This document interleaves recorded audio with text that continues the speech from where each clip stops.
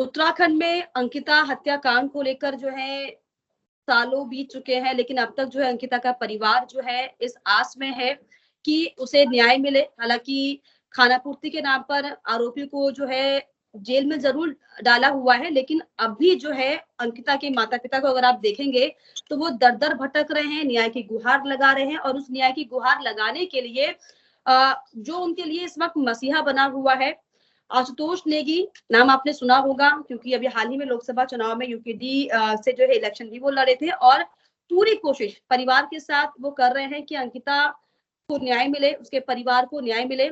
आशुतोष जी, बहुत बहुत मैं स्वागत करना चाहूंगी आपका। थैंक यू सर समय देने के लिए। तो धन्यवाद, इस महत्वपूर्ण सामाजिक मुद्दे को उठाने के लिए आपका बहुत बहुत शुक्रिया।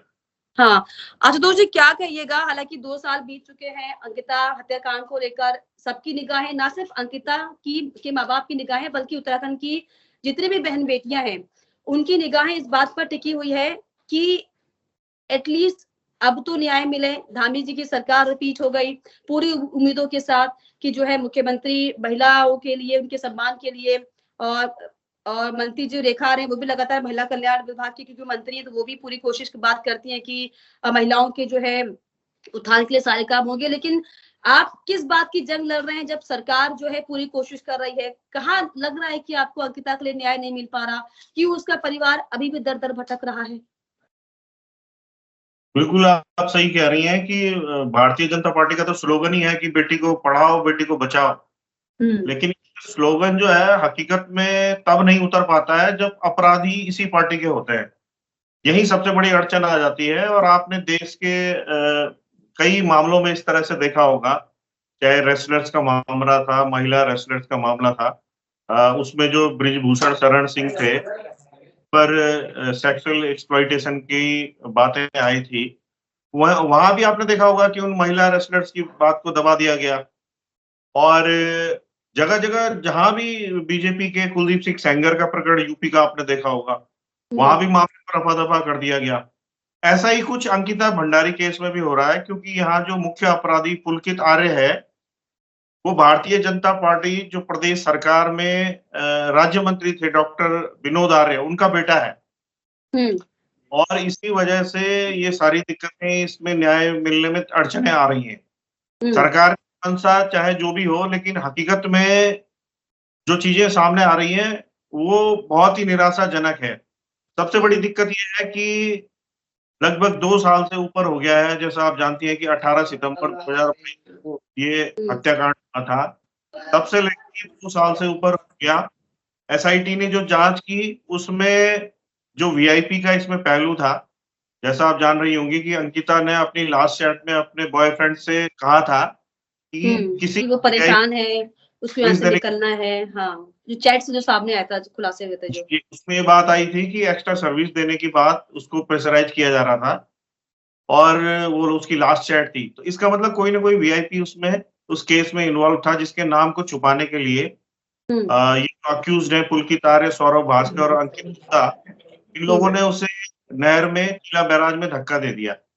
तो ऐसे में आशुतोष जी, क्योंकि आप इससे पहले पत्रकार भी रह चुके हैं, आप स्थानीय मुद्दों को उठाते हैं, कैसा लगता है, कितना दर्द महसूस होता है एज अ पत्रकार भी, एज अ नेता भी, कि जिस तरीके से जब हमने देखा था कि जो है पूरे रिजॉर्ट को तुरंत धराशायी कर दिया गया था, स्पेशल डिमांड जो है मांग की जा रही थी अंकिता के लिए, तो ये कितना, अब सोचिए कि कितनी शर्मनाक है, कितनी घबराहट वाली बात है कि जो इतने बड़े पॉइंट्स को जो है सरकार लेफ्ट कर रही है, कहीं ना कहीं छुपा रही है, उसे दबाने की कोशिश हो रही है। नहीं लगता कि ऐसे कैसे जो संवैधानिक ढांचा चल रहा है ये कितना ज्यादा खतरनाक है आम जनता के लिए, जबकि आम जनता के लिए वो बनाया गया है? देखिए, ये तो बहुत ज्यादा निराशाजनक है, और सभी लोग इस मुद्दे पे सरकार की आलोचना भी कर रहे हैं। भारतीय जनता पार्टी के जो कार्यकर्ता हैं वो भी आलोचना करते हैं, हालांकि वो खुल के तो सामने नहीं आ पाते, लेकिन पर्सनली जब भी मुझसे भारतीय जनता पार्टी के लोग मिलते हैं, क्योंकि सब बहन बेटियों वाले हैं, ऐसा तो कोई होता नहीं है जिसकी बहन नहीं होती, जिसका बेटा नहीं है, बेटी नहीं होती है। हम सब सामाजिक लोग होते हैं और सभी चाहते हैं कि हमारी बहन बेटियां सुरक्षित रहें।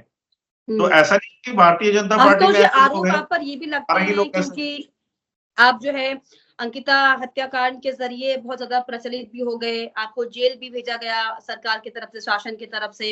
एक माहौल सा जो है ठीक चुनाव से पहले सेट हो गया था आशुतोष नेगी को लेकर, जिससे कहीं ना कहीं जो है एक आवाज भीड़ में सुनाई दी जो कि जनहित की आवाज है।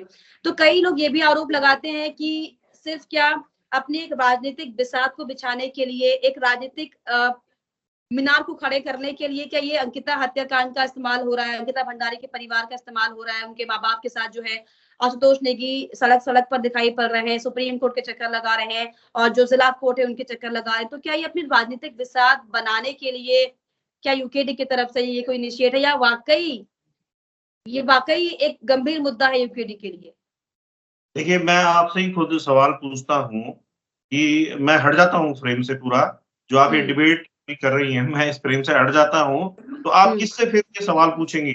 अगर मेरे पीछे आपको लगता हो कि आशुतोष नेगी के अलावा कोई और इस मामले की पैरवी करने वाला है, अगर वो कहीं दिखाई देता है आपको, तो बेशक मैं पीछे हट जाता हूँ। अगर मुझ पे इस तरह के आरोप है कि मैं इसका कोई राजनीतिक लाभ लेना चाह रहा हूँ, तो अगर नहीं, आरोप विपक्ष के आरोप है, सवाल मेरे जरूर है, लेकिन ये आरोप है कि क्योंकि जनरली ऐसा होता है। हाँ, मैं उसी का आपको जवाब दे रहा हूँ कि सबसे बड़ा सवाल ये है कि अगर आशुतोष नेगी इस केस की पैरवी नहीं करता है, तो फिर कौन करेगा? क्योंकि मुझे तो पीछे से कोई खड़ा दिखाई नहीं देता। और अंकिता के माँ बाप, स्वास्थ्य भी उनका इतना खराब है, अभी आज भी मैं उनको दून अस्पताल दिखा के आया हूँ।